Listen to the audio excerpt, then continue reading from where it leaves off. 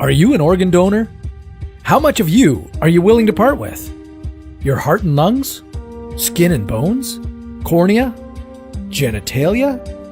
Why not just give away your entire body? Yes, this neurosurgeon says he's close to achieving the world's first successful body transplant. Most doctors are calling this endeavor unethical, if not impossible. But what if it is possible? What if you could replace any body part without any trouble? What if you could replace your whole body? This is What If, and here's what would happen if there were no limits to organ transplantation. Since the very first successful organ transplant in 1954, the list of body parts that you can give to those in need has expanded significantly. Almost everything, from heart to hands and eyes to intestines, has been transferred from one body to another. In 2014, a mother made history by giving birth to the first live baby from a transplanted uterus. It took decades of research and practice to be able to pull off such procedures, and even the ones that have become commonplace still face complications.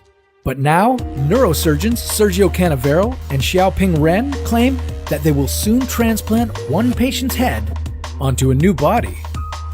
Organ transplants have come a long way, but swapping heads and bodies seems closer to science fiction than anything like real medicine. So how would it work? How much would it help you? And who would you even be? In one operating room, a team of surgeons will prepare your host body, while in another room, a different team will be tasked with safely removing your head. Your head will be chilled to about 10 degrees to minimize the risk of brain damage once blood stops circulating to your head. Your head will have to be drained of blood to prevent any clots from forming during the transition. The biggest physical obstacle to a full body transplant will be connecting your head to a new spinal cord. At this point, no doctor has ever succeeded in reconnecting a completely severed spinal cord. And that's because there are millions of nerve connections that would need to be fused together perfectly in order to restore full functionality.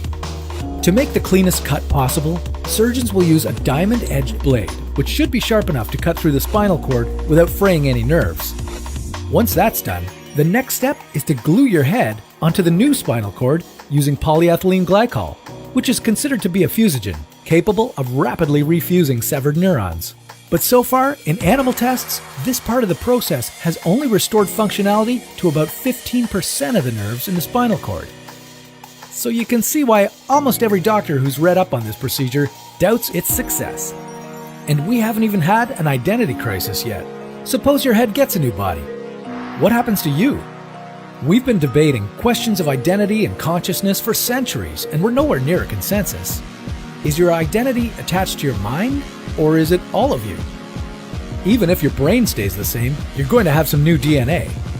If you decide to have children, your new body's genes will be passed on, so are they really your descendants? It's likely that your personality would change too. Do you know about your second brain? Medically, it's called your enteric nervous system, and it's a bundle of nerves in your gut that gives you, well, those gut feelings. 95% of serotonin, which helps regulate your emotions, is housed in your gut.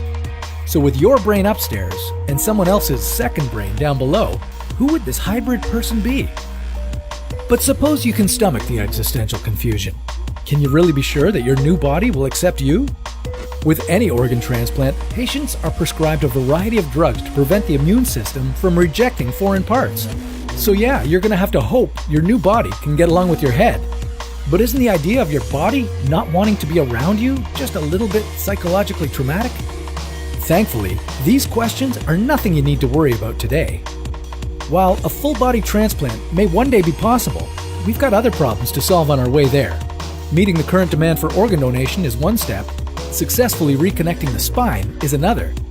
We'll keep moving in the right direction, but if you want to jump ahead, then join us again on another What If.